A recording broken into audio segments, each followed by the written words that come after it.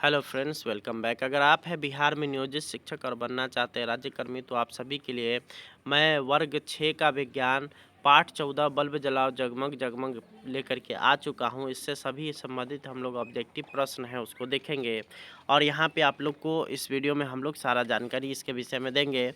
इस वीडियो में हम लोग जिस पीडीएफ की बात कर रहे हैं या फिर आपका जितना भी पीडीएफ छूट चुका है या फिर आने वाले समय में आपको अगर पीडीएफ चाहिए तो आप लोग डिस्क्रिप्शन बॉक्स चेक करिए, वहाँ पे मेरा व्हाट्सअप नंबर दिया गया है।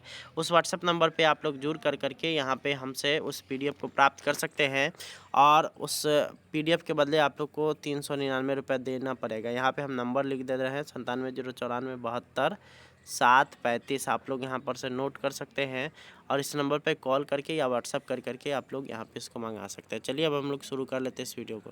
यहाँ से आप लोग का क्वेश्चन स्टार्ट है। पहला क्वेश्चन है कि शक्ति का ऐसा मात्रक क्या होता है।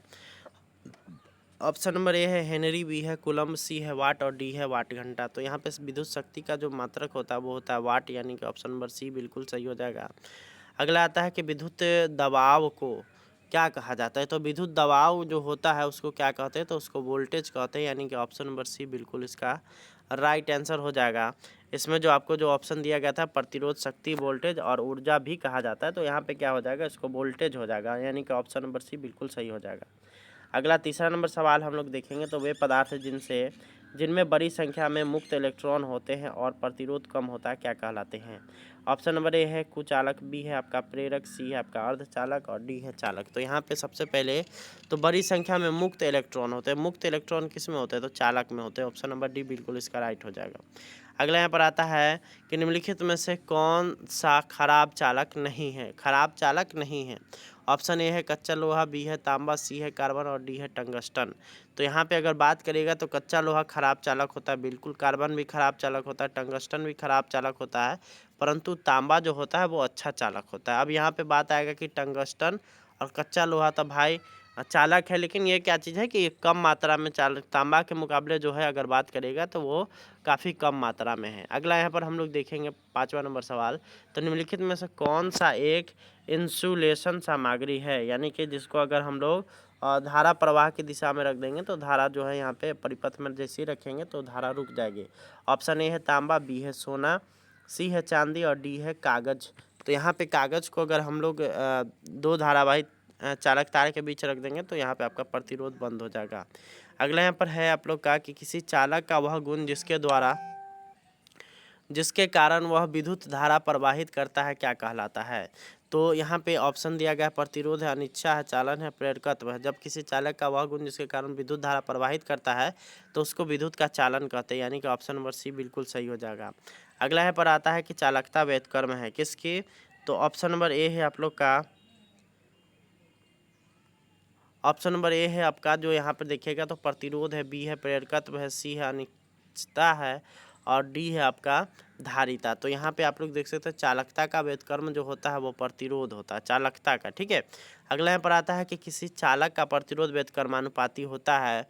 ऑप्शन नंबर ए है लंबाई का, बी है अनुप्रस्थ काट के क्षेत्रफल का, सी है तापमान का, डी है प्रतिरोधकता का। तो यहाँ पे देख सकते हैं व्युत्क्रमानुपाती पूछ रहा है, कौन सा चीज़ है, तो किसी प्रतिरोध है। तो प्रतिरोध जो होता है वो अनुप्रस्थ काट के क्षेत्रफल का हमेशा व्युत्क्रमानुपाती होता है, यानी कि ऑप्शन नंबर बी बिल्कुल इसका राइट हो जाएगा। अगला यहाँ पर है कि तापमान बढ़ने पर शुद्ध धातुओं का प्रतिरोध क्या होता है। जैसे ही तापमान बढ़ेगा तो शुद्ध धातु जो भी होंगे उसका प्रतिरोध हो जाएगा, वो बढ़ते चला जाएगा, इंक्रीज हो जाएगा। अगला सवाल आता है यहाँ पर कि तापमान बढ़ने पर अर्धचालकों का प्रतिरोध क्या होता है। तो जब तापमान बढ़ेगा और बात अर्धचालक की आएगी तो अर्धचालक का जो यहाँ पे प्रतिरोध होगा वो घटते चला जाएगा, यानी कि ऑप्शन नंबर ए बिल्कुल इसका सही हो जाएगा।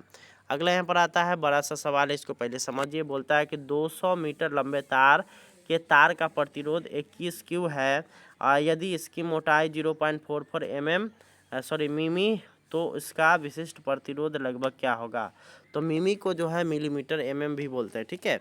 तो यहाँ पे आप लोग देख सकते हैं आपको जो ऑप्शन दिया गया है उसमें आप लोग का जो सही आंसर होगा वो होगा आपका option number C 1.6 into 10⁸ QM। ये आप लोग का ये आंसर हो जाएगा। अगला यहाँ पर है कि 10 ओम, 15 ओम और 30 ओम के 3 प्रतिरोधों को समांतर क्रम में जुड़े हुए हैं, तो समायोजन का कुल प्रतिरोध क्या होगा। तो 1/10 कर लीजिए, 1/15 कर लीजिए और 1/30 कर लीजिए, तीनों को जोड़ दीजिए, ठीक है। भिन्न का जोड़ बनाइएगा तो आपके पास क्या आ जाएगा, आपके पास आ जाएगा 5 ओम, यानी कि ऑप्शन नंबर ए बिल्कुल इसका राइट हो जाएगा। अगला यहाँ पर आता है कि विद्युत धारा का पता लगाने वाला उपकरण क्या कहलाता है। ऑप्शन नंबर ए है वोल्ट मीटर, बी है रियोस्टेट, सी है वाट मीटर और डी है गैल्वेनोमीटर। तो इसका आंसर हो जाएगा गैल्वेनोमीटर। अब कुछ लोग कमेंट करेंगे कि यहाँ पे ए मीटर का यूज होता है, तो आप लोग को पता होना चाहिए कि ए मीटर जो बनता है वो गैल्वेनोमीटर से ही बनता है, ठीक है। इसे गैल्वेनोमीटर में थोड़ा सा चेंज कर करके ए मीटर बना सकते हैं और इसी में थोड़ा सा चेंज कर करके वोल्ट मीटर बना सकते हैं। तो चूंकि इसमें ए मीटर कहीं भी आपका ऑप्शन में नहीं दिया गया है, तो यहाँ पे आपका गैल्वेनोमीटर बिल्कुल राइट हो जाएगा, ऑप्शन नंबर डी। आइए 14वां नंबर हम लोग सवाल देखेंगे। तो यहाँ पे क्या बोलता है कि एक सर्किट में 33 क्यू अवरोधक में 2 एम्पियर की धारा प्रवाहित हो रही, तो प्रतिरोधक की पार वोल्टेज ज्ञात करिए, यानी कि भी ज्ञात करिए। तो आपको देख सकते हैं आर का वैल्यू दिया गया है 33 क्यू है, उसके बाद आपको जो है आई का वैल्यू दिया गया है 2A। फार्मूला क्या होता है, तो भी बराबर होता है IR। तो यहाँ पे दोनों गुना कर लीजिए तो आपके पास क्या आ जाएगा, 33 दूना 66 वोल्ट, यानी कि ऑप्शन नंबर बी बिल्कुल राइट हो जाएगा। अगला यहाँ पर आता है कि एक प्रकाश बल्ब 300 मिली एम्पियर खींचता है, जब उसके पार वोल्टेज 240 वोल्ट है, तो प्रकाश बल्ब का प्रतिरोध क्या होगा। तो यहाँ पे आप लोग देख सकते हैं इसका जो अगर प्रतिरोध निकालने का अगर बात करिएगा, तो यहाँ पे आप लोग जो हो जाएगा, यहाँ पे धारा का मान दिया गया है और यहाँ पे वोल्टेज का मान दिया गया है। तो आर बराबर क्या होता है, V/I होता है ना। अब यहाँ पे क्या हो जाएगा, ये जब आपका जो जाएगा, तो ये तो 240 वोल्ट है, 240 वोल्ट है और यहाँ पे 300 अब मिली एम्पीयर है, तो ये ऊपर भागेगा, ठीक है। तो यहाँ पे आपको काट करके यहाँ पे आप लोग को मिल जाएगा 800।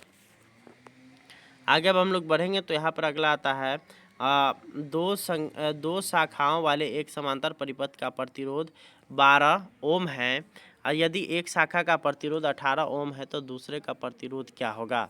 तो यहाँ पे आप लोग देख सकते हैं दो समांतर बोल रहा है ना, समांतर परिपथ में, और एक प्रतिरोध का वैल्यू 12 ओम है और शाखा का प्रतिरोध है 18 ओम।